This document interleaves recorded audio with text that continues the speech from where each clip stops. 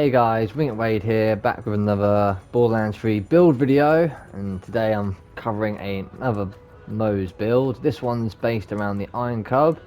You've seen some gameplay.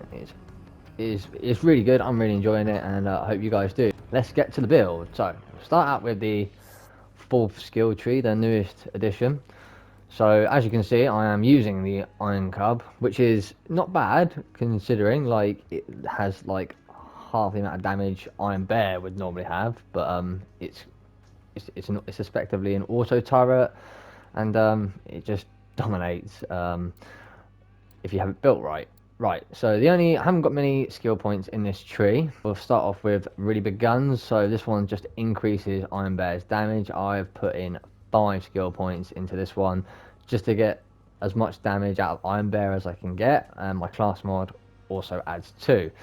I then put on Explosive Fury, which is where Moze and Iron Bear gain increased status, effect damage, and effect chance. This is just really good because the main thing around this build is making Iron Bear like very incendiary damage built. So yeah, and then we've also got Fuel for the Fire, which is whenever Moze or Iron Cub inflict a status effect on an enemy, Iron Cub's armor is restored. So that sort of helps out with Explosive Fury as well. On to Demolition Woman. We've got 5 points in the Fire in the Skag Den, which is whenever Moze deals splash damage, she deals bonus incendiary damage. So I mentioned earlier about incendiary damage. This build covers a lot of incendiary damage. We are doing a lot of fire because this build just works really well with the fire element. So the amount of damage we get anyway without fire is really good. Add all that incendiary damage, it goes crazy. So yeah, we've got 5 in that one.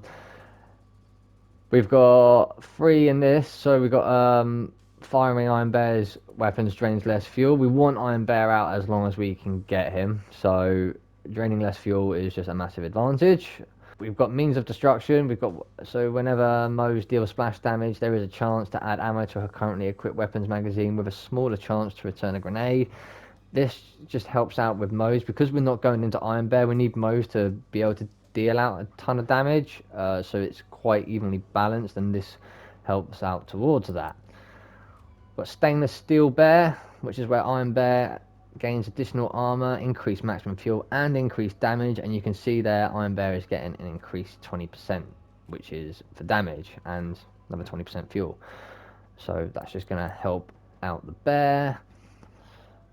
Pull the Holy Pin. Mozes grenades have a chance to score a critical hit, dealing greatly increased damage. Sources of critical hit damage do not affect grenade critical hits, so we're just getting critical hit damage. And we have got another ability where critical hit damages gets bonus incendiary damage. We'll get to that later. Vampire. Whenever Moze damages an enemy with a thrown grenade or Iron Bear deals an area damage, for every enemy hit, she restores a portion of their missing health. Iron Bear receives half as bonus, so we're just getting a bit of health regen from that.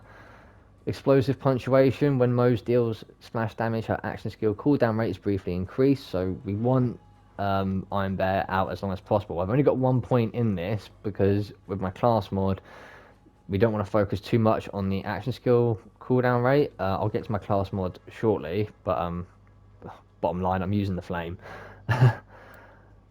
We've then got Short Fuse. So whenever Moze deals gun damage, there is a chance of a secondary explosion centered on the target. So we got splash damage and incendiary damage, and this explosion damage just helps contribute to that. On to the next tree, we've got Shield of Retribution. So we've got Security Bear. So Iron Bear gains a bubble that reduces damage taken. Now, Iron Cub doesn't get this shield, so Iron Cub just gets damage reduction instead, which isn't too bad. So for 1 point, it seemed worth it. We've got Armored Infantry. So when Moze's shields are active, she gains damage reduction and increased gun damage. Again, we just want to get some damage output for Moze herself. Drowning in Brass. This is a kill skill, so killing enemy grants Moze a stack of Drowning in Brass. For each stack of Drowning in Brass, Moze's fire rate is reduced, but gun damage is increased for both her and her allies. So just getting more damage output for Moze.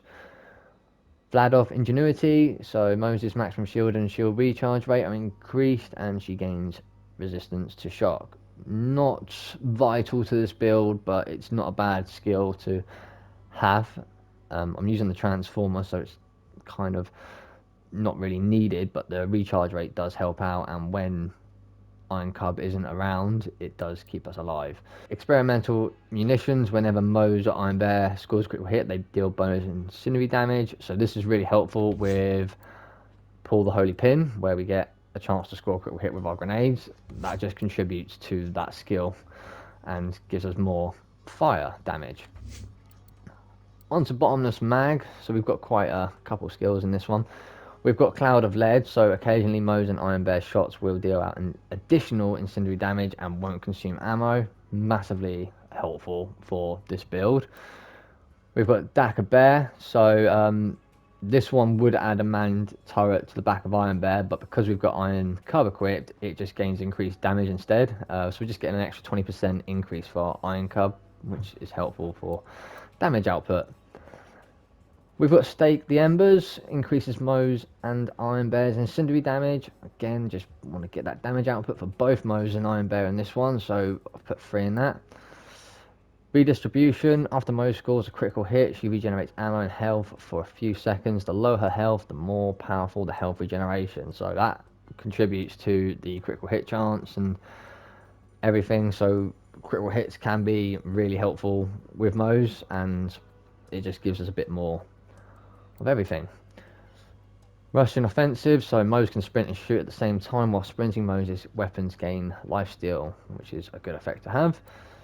Scorching RPMs, Moze gains increased fire rate and critical hit damage. Iron Bear gains increased hardpoint damage, so we're just getting more damage output for both Moze and Iron Bear. And then I've put on Specialist Bear, equipping 2 of the same weapons on your Iron Bear increases the damage they deal. So whatever weapon you get with Iron Cub anyway, you get 2 weapons, and it seems to count. So I've whacked it on.